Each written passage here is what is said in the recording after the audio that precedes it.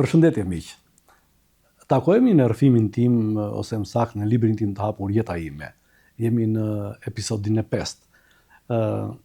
Në herën e fundit tregova suksesin në Gjirokastër, një ngjarje jashtëzakonisht e madhe si skena e parë e imja profesioniste, por nuk do të përjashtoj falënderimin dhe mirënjohjen për të gjithë stafin e aktorëve, por njëkohësisht dhe drejtuesve, të cilët më pritën me shumë ngrohtësi, më mbështetën me fjalë të mira. Do t'i lëm këto të tjerat, po jo se çfarë do bëja, i vetëm imitime të tjera nga këto. Dhe mbi gjitha në mënyrë speciale dhe veçantë do të falenderoj regjizorin, i cili për mua është një emër i rënd në jetën time, një gur themel i rëndësishëm për atë që do të ndodhte më mbrapa në jetën time, për Arqile Garon. Rrallë takohemi, por ai e di mirë që në timbrikën time shpirtërore është një emër i rëndësishëm, jo vetëm për mua, por edhe familjen time. Sado i talentuar që ti është, diku ke nevojë për një dorë, dikush do të mbështesi, dikush do të japi mundësinë dhe bëhet një arsye madhe për të justifikuar pastaj gjithë çka që vjen mbrapa. Arqilea ka qenë jo vetëm një regjisor me shumë fantazi, shumë i aftë, ditë them që nga të paktën regjisor që e njifte humorin në qelizën e saj, djalë shumë i lexuar, i formatuar, dhe edhe pse kemi diferencë të vogël moshe njëri me tjetrin, ai për mua ishte gjithçka. Unë e dëgjoja kështu, e përpija çdo fjalë të tij, çdo këshill, por ma ka një gjë. Një lojtar kur do të vendosi talentin në mes, e lexon nëse trajneri e adhuron, e ka një lloj idhulli, dhe Arqilea mua më kishte idhull. Kishte shumë dëshirë që të ndërtonte një simbiozë të bukur artistike me mua dhe me bashorten e vet, aktorin e talentuar Raimunda Aleksi. Nuk u realizua, ne patëm disa parodi, disa shkreptima, themi bulza të një bashkëpunimi aty në Gjirokastër, dhe po aty me teatrin e Gjirokastërës më mbrapa në shenjë respekti dhe mirënjohje, unë kam marrë pjesë në festivalin e estradave profesioniste në Shkodër, po me Raimondën, me një parodist shumë mirë i Gjirokastës, Petro Kuci, ishte nga Bregu me origjinë, edhe ishme të vërtet ishte një rritje tamam, e ndjeja ndryshimin në ecolin time. Por ishte vështirësia, sepse vetëm mundësi që unë mund të atashohesha pranë teatrit të Gjirokastër, pranë estradës, ishte të isha si një lloj probisti. Probist është në provë. Dhe rroga ishte 5.400 lekë, nëse unë do ta pranoja. U bën tentativa për të krijuar mundësi për një shtëpi, diku ai kryetari i komitetit ekzekutiv, Flamuçani, shumë dashamirës ishte, njëri Babaxhan, më ofroi të shikoja një shtëpi në një lagje të Gjirokastës, Granicë, lagje e re atëre. Por problemi gjithë ishte pagesa. Unë në ato momente isha në thonjza një lloj xhelozie të atyre të seksionit të arsimit dhe kulturës, sepse kur dorëzoja dokumentat unë kisha 8.200 lekë, kisha rrogën e minjeras. Merja dhe 130 lekë në ditë, merja 80 hotel. Ç'bë kështu ki mo? Po ki këtu o bëhet milioner mo? Po se që i duhet paraja ime, po nëse. Gjithsesi, gjithandej ekzistojnë këto gjërash. I thash Arqiles, unë nuk mundem me 5.400 lekë, po përveç të tjera kishte një kontratë tjetër nëse do pranonte Komiteti i Partisë të Pelenës, sepse duhet një lloj transferimi. Në këto dyzime ndodh ajo gjë e veçantë, mua më heqin nga minjera, nga nën toka, dhe Gramoz Ruçi jep urdhër që unë të kaloj të atashojmë në Pallatin e Kulturës në Memaliej. Pra dola nga toka, dola në dritë, në diell. Ishte një vlerësim i madh, dhe kjo ka qenë një gjë e veçantë, dhe kur e kam thënë që unë kam shumë mirënjohje për Gramoz Ruçin, sepse jo vetëm për mua, por edhe për shumë talente të tjera të artit, të sportit, letërsisë, te Gramozi gjetën një njeri që do t'i mbështeste. Që të pranosh më njëherë thua, po jam dakord, të jap të drejtën që ky të largohet, të rritet, të bëhet, unë jam shumë falënderues. Jo vetëm unë, por ka edhe shumë emra të tjerë në Tepelen, fotostrakosha pa vizën në thonjza të Gramoz Ruçit nuk mund të shkonte me Dinamon. Apo dhe disa nga këta poetë, se Tepelena ka qenë një nga qendrat më të zhvilluara të letërsisë, por kryesisht poetikës. Poetët e stërnjohur, të themi emra timbrik në letërsinë shqipe, Petrit Ruka, Ilirian Zhupa, apo dhe Qazim Shemaj. i cili përveç se ishte edhe poet, njëkohësisht kishte një lloj stili të shkrueturi satirik dhe ishte pjesëtar i gazetës i revistës humoristike dhe satirike Hosteni. Pra që të tre këta erdhën në Tiranë. Ilirian Zhupa në zëri i rinisë, te Hosteni ishte Qazim Shemaj ose Birçe Tepea Nofka, kurse Petri Truka filloi në Kino Studio. Në Kino Studio ka bërë dokumentare të tjera që mos të shpërndajem, pra në një farë mënyrë jam falënderues të njeriut që më hoqi nga miniera për më nxori në të punoj në Pallatin e Kulturës. Por këtu nuk mbaronte ambicia dhe egoja e Arqilia. Se Arqilia donte me patjetër të realizonte diçka me mua. Pra si e thënë më saktë që nuk donte që unë të ikja nga duart. Dhe për mos kaluar kështu, ndërkohë në fund prilli, fillim maji të 1986-ës në 86-ës në Elbasan zhvilloi festivali i këngëtarëve të klasës punëtore.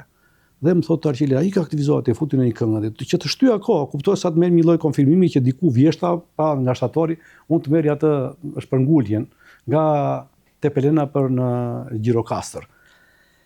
Vajta në festivalin e këngëtarëve të klasës punëtore, zura çmimin e tretë. 2 lule të bardha, moj ka qenë kënga e një Dibrani. Agim Skura, mos gabojmë.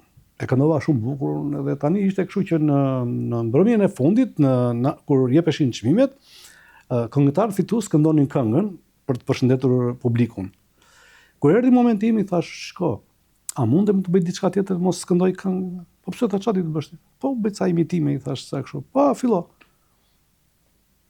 Të them o ton salla, sepse duhet kuptuar që në mënyrë se si reagon publiku, jep tek aktori atë emocion, jep atë dozën që të filloj të dalë mbi veten. Pra e parë pun të shlirohet, sepse kontraktimi fizik sjell kontaktimin psikik. Në këtë rast unë isha tërësisht i shliruar dhe në një farë mënyrë vonë e kam mësuar atë që në mjeshtrinë e të treguarit të loj që sot e përdorin rëndom edhe në Shqipëri thonë stand up, unë e quaj rrëfim para publikut, se s'mund ta them monolog, po histori para publikut. Magjia dhe fuqia e aktorit do të jetë që ta kapi publikun, ta kapi përgryke figurativisht dhe ta sjellë si të dojë ai.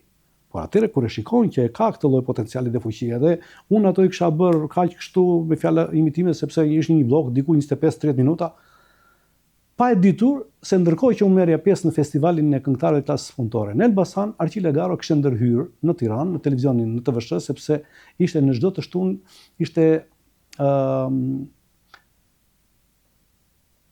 koncerti bashkë me ju. Moderoi nga Koço Devole, regjizor me Samaj Mëntun, ishte Bujar Kapexhi, regjizor televiziv ishte Mevlan Shanaj. Dhe në mëngjes vjen një telegram aty në Elbasan dhe mua më thonë duhet paraqitesh pranë Teatrit të Estradës në Tiranë në orën 10. Për fatin e mirë më ndihmoi makina e Radio Tiranës, më krijuan mundësi që të udhtoja me ata. Në orën 10 unë isha tek Teatri i Estradës, u futa brenda, u prezantova, e më thotë Koço Devole. Hajde më, ti ai i Arqiles, para të shikojmë çfarë talenti jeti, gjithmonë me atë ndjenjë që çfarë do jetë ky, kuptohet. Por kuptohet që ishte momenti i prezantimit talenteve të reja te koncerti bashkë me ju. Fillova nga ato, një reagim shumë i mirë tyre, bravo, tha, shumë mirë do jesh. Shfaqja është nesër, pra ishte e hënë. Shfaqja është nesër, të martën, në orën 5 në Pallatin e Sportit Partizani, sot Aslan Rusi. Unë nuk e di nëse kam fjetur atë natë. Emocionet ishin të jashtëzakonshme. Dhe dola tek rrugë e Durrësit dhe fillova të ecja në këmbë në drejtim të Pallatit Sportit. Po shumë njifte mua, s'bej fjalë, shikoja njerëzit që të gjithë këta po shkojnë te Pallati Sportit do më shikojnë mua.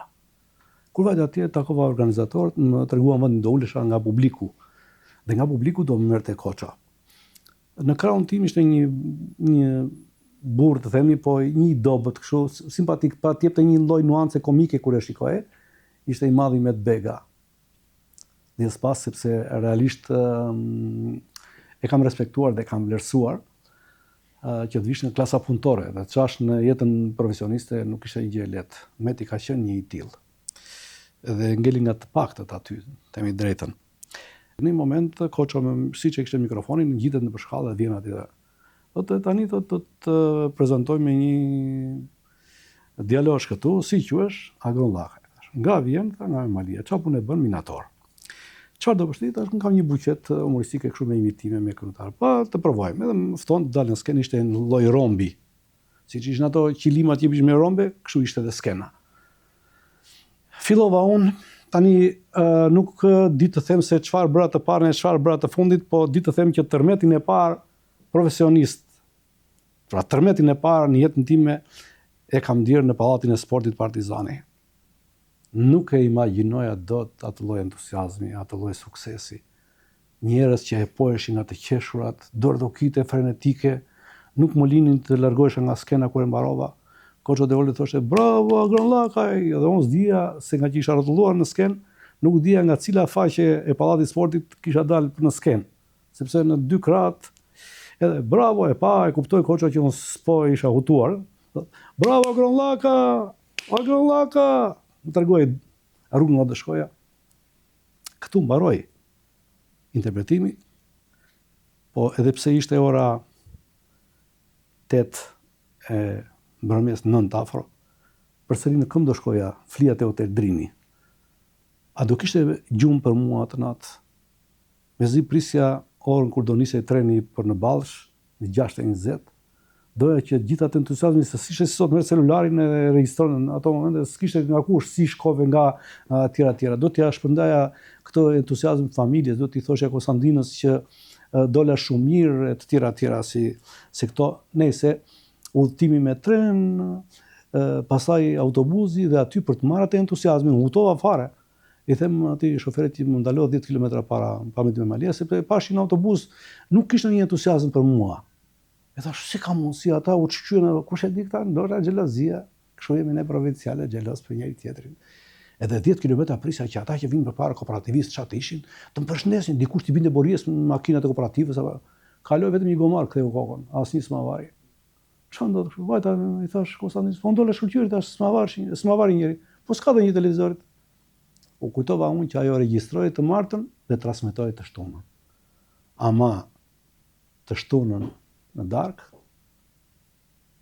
17 maj 1986, datën 18 unë isha një agron tjetër. Unë agroni me famë lokale, në thonjza isha bërë yll në gjithë Shqipërinë. Vërshonin telegramet, ftesat, nuk u di çfarë të them. Në një farë mënyrë këtu fillova të njoh edhe vendin tim.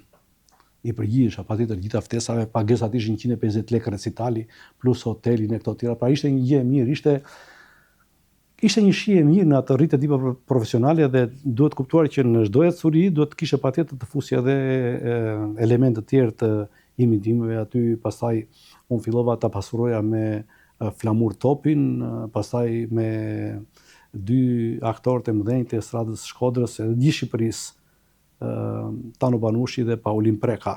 Kur imitoja ata, ishte kështu befasi. Se deri në ato momente, tonusin më të madhe mbante nga njëra ndeshjen tjetrën.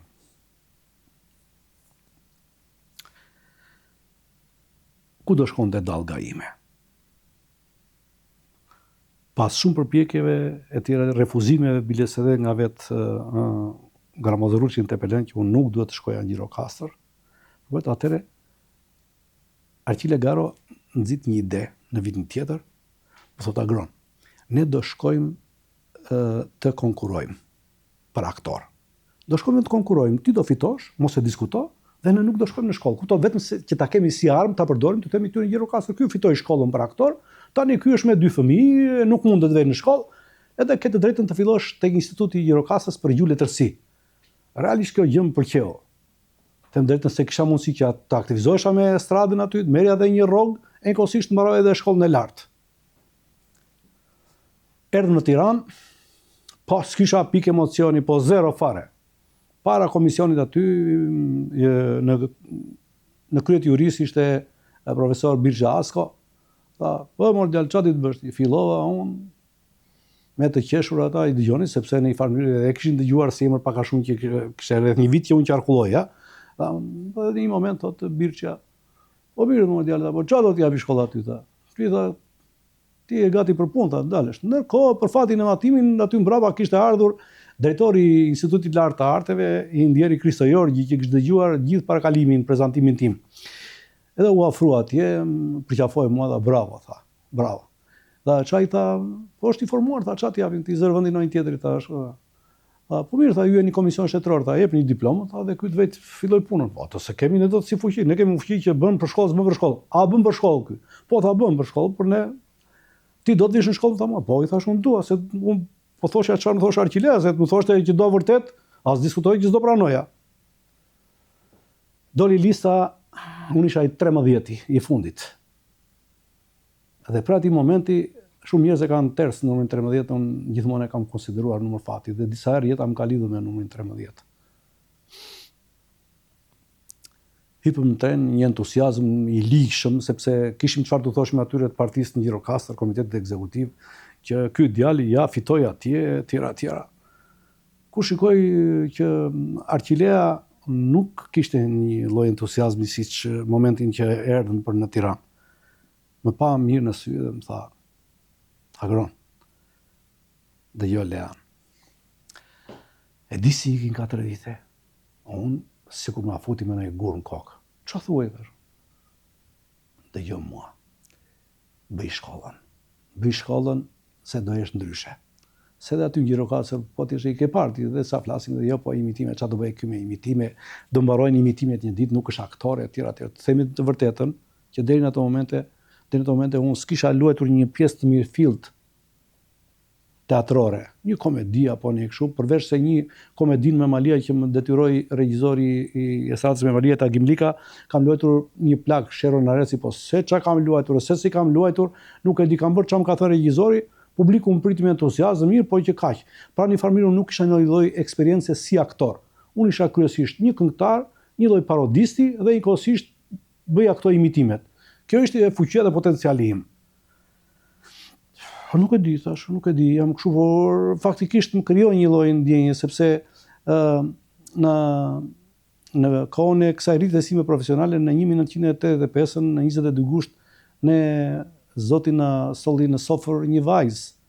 Kishim Alkidën, unë çmendesha pas gocës. Unë i kisha të dy fëmijë, sepse djali ishte 6 muajsh në 87-ën, në 28 mars ka lindur i mbire, por e doja, po qa mund t'japi një 4-5 muajsh, 6 muajsh, kurse gocën e kisha, nuk e lëshoja, se në një farë mënyrë dhe kompensoja atë që Konstantina merre me djalin dhe unë merresha me vajzën. Në orën 10 të darkës mbritëm në Maliaj. Vajtëm aty na prit gjithë entuziazëm Konstantina, si shkoi shumë mirë, gjithmonë me atë që do shkojmë në Gjirokastër, se ishte Gjirokastër, por ishte kryqëzeti i jugut, nuk ishte pak për ne, me bollë që lëviznin. Por kuptohet që jeta jonë nuk ishte më ajo që e nisëm. Që kjo do jetë në kapitullin me Konstantinën, por mua më vjen mirë që gjithë ato gënjeshtrat e mia kur ishin të porosafejuar, kishin filluar të merrnin zbatim. Tesnin. Në një moment aty i thot Arqilea, Konstantina, dua të bëj një muhabet me tia. Ti je personi i kyç në këtë vendimarrje, por unë të propozoj ty që Agronin ta mbështesësh të shkoj të mbaroj shkollën.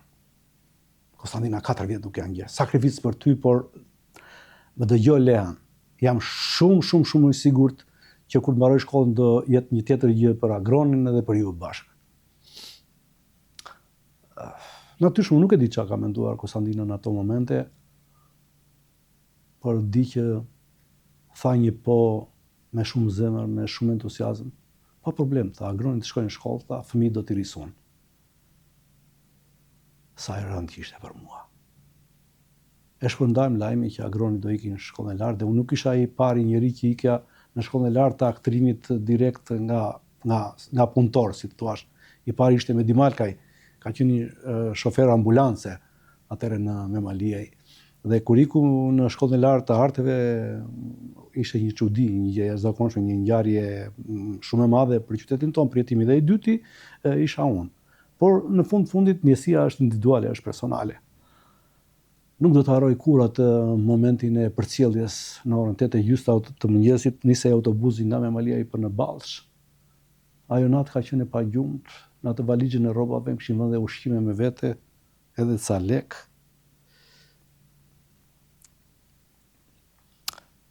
do largohesha nga jeta reale. Dikush sot thotë që po pritet njeriu shkon dhe në burg e kësaj, por nuk mendohet kështu sepse unë s'isha njeri që ndroja këtë gjë tjetër, por e kam dashur shumë familjen, shumë fëmijët dhe gjithmonë kam vrapuar që të mos mungoja në jetën e tyre. Në fillim përqafova putha djalin, nuk pata ndonjë lloj emocioni të drejtën. Kur Konstantina më dha vajzën në krah, mu përmbys bota, si do ta lija unë vajzën, si do lija, ik pa merak, do Konstantina, jam unë, ku këtem jam unë, ti shko atje, marrë shkollën. Hera në shkollë, ishte një eksperiencë tjetër, se unë s'do të flas gjatë për shkollën, ditë them se aq periudhë e vështirë ishte, Konstantina kishte një rrogë si argëtare në komunale, 4.000 lekë, 3.600 merte. Nga këto 500 muaj për muaj mi dërgonte mua. Ishte jetë e vështirë, shumë e vështirë. Për fatin e madh, minjoje të madhe për të dy prindit e saj, të cilit paguanin kopshtin edhe çerdhen e fëmijëve të mi, hap pas hapi dhe vit pas viti. Normale, që të jemi kështu me fjalë, unë në mënyrën time ja kam shpërblyer 100 fish, sepse realisht i kam dashur njësoj si prindit e mi i kam dashur, se të tillë ishin. Por kriza që mu krijua nuk mundesha ta vazhdoja, nuk mundesha. Dhe kur u largova për pushimet e vitit të ri, i thash Konstantinës nuk kthehem, nuk mundem, nuk ri do të larg fëmijëve, larg te, dhe me këtë gjendje ekonomike nuk mundem. Po ju agron të jo, i thash, jo. Nëse do jetë e bërë ajo për një Gjirokastër, do shkoj në Gjirokastër, nuk më duhet shkolla e lartë. Dhe e lash, ndërpreva studimet. Dhe një ditë, për ditësh, rastisa në rrugët e Tepelenës me shokun Gramoz Ruçi. Ishte bërë sekretari i parë. A mërë djale, trapën, i thash, unë kështu, i shkolla, pa vendosa ta lej, thash, po më ndihmo vetëm në çosh Gjirokastër. Sha the ore, si e lesh, thonë. Jo këtu djale. 2 rrugë ke. O do shkosh atje, mbarosh shkollën, pra atje ku e ke talentit, ose do vesh minier. Gjirokastrën, harroje. Qartë, hajt. E më përsolti me një lloj përbuzje kështu edhe. Ik tash ti. Gela unë, por të them drejtën, jam shumë mirënjohës. Jam shumë mirënjohës sepse ndoshta po të më thosh ai se ta bëj të lehtë, ndryshe nuk e di se si do të ishte jeta ime. Dhe me ca shok të mit ishim tek turizmi në ujë të ftohtë në Tepelen. Ishim ulur atje dhe ishte i ftuar Kozma Dushi për koncert në Tepelen.